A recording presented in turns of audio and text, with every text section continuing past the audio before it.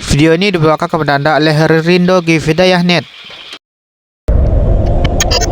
Baginda Rasulullah ketika diceritakan tentang salah seorang yang berperang lalu kemudian mengangkat pedangnya kepada orang yang kafir saat dalam keadaan jatuh dan tak berdaya, si kafir mengatakan asyhadu an la ilaha illallah wa anna muhammadar rasulullah, maka dikebas juga.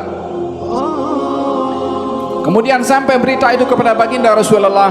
Kemudian kata Nabi, agatalta ba'da an qala la ilaha illallah, adakah kamu bunuh dia setelah mengucap la ilaha illallah? Katanya, ya Rasulullah, dia mengucap takut dengan pedang aku, nak lari daripada pedang ini. Kata Nabi, agatalta ba'da an qala la ilaha illallah, engkau bunuh juga setelah mengucap dua kalimat syahadah? Dia mengulangi jawabannya, ya Rasulullah, dia mengucap karena nak mengelak daripada pedangku. Sampai 3 kali Nabi tanya balik, supaya nak memastikan bagaimana orang mengucap la ilaha illallah mempunyai kehormatan, darahnya tak boleh untuk ditumpahkan. Bukankah dalam hadis Nabi sallallahu alaihi wasallam, umirtu an uqatilan nasa hatta asyhadu an la ilaha illallah wa muhammadar rasulullah, saya diperintah untuk memerangi orang sehingga mengucap dua kalimat syahadat la ilaha illallah muhammadar rasulullah. Ini pula segolongan orang yang cetek pemahamannya. Tengok hadis ni, saya diperintah untuk memerangi kepada orang sampai mengucap la ilaha illallah muhammad rasulullah. Kalau begitu setiap jumpa orang kafir, saya tanya, mengucap tak mengucap? Kalau tak mengucap, dikebas. Bukankah dia boleh guna dalil hadis Nabi SAW? Digunakan guna pemahamannya yang cetek, yang tidak faham, yang tidak belajar.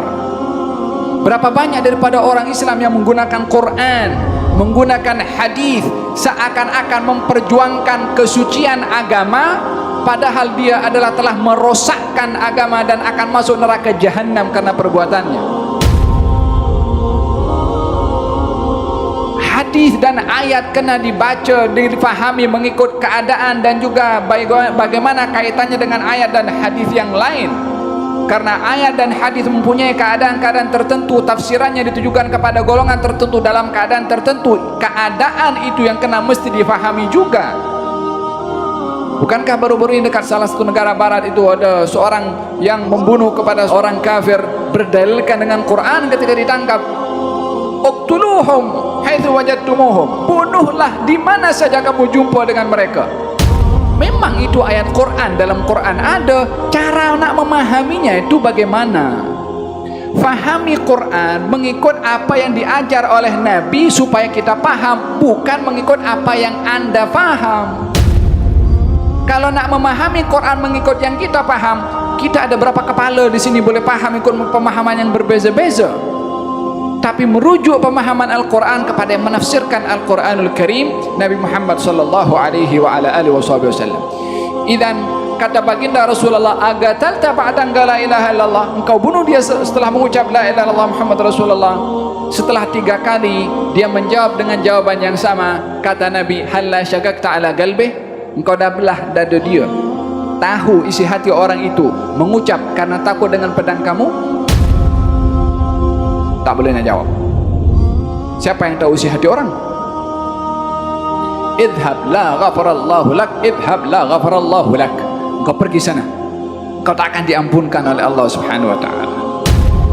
Karena dosa yang paling besar setelah syirik kepada Allah Subhanahu wa taala adalah membunuh kepada nyawa yang tak berdosa atau nyawa orang beriman.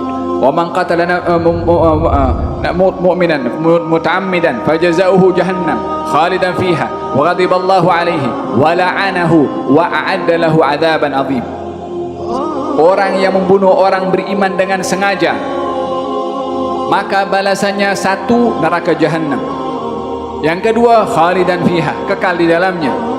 Wa ghadiballahu, Allah marah kepadanya. Wa la'anahu, dilaknat oleh Allah. Wa a'adda lahu 'adzaban, disediakan azab yang pedih dan besar oleh Allah Subhanahu wa taala.